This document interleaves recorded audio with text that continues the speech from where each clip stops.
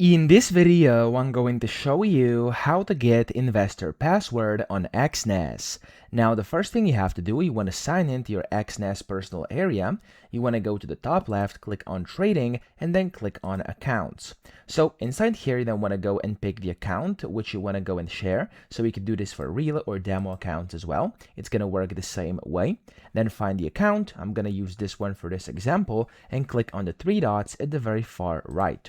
From here, click on Set Read-Only Access, and then you want to go and type in the password which you want to use. So the investor password which you want to use. I'm actually going to type in a password right now, and I'm going to go and show you that. There we go. I'm going to click on Continue. It has to meet these criteria at the bottom, otherwise you won't be able to create it. And I'm going to hit Continue, and there we go. It says Share Read-Only Access is being changed and created, and there we go. Of course, you can then share the server, the login, and the password over here. I just put this as an example, and yeah, that's it. You can then copy the credentials and you are good to go. So that's how to get the investor password. I hope this video helped you out. If it did, please subscribe to the channel and help me out as well.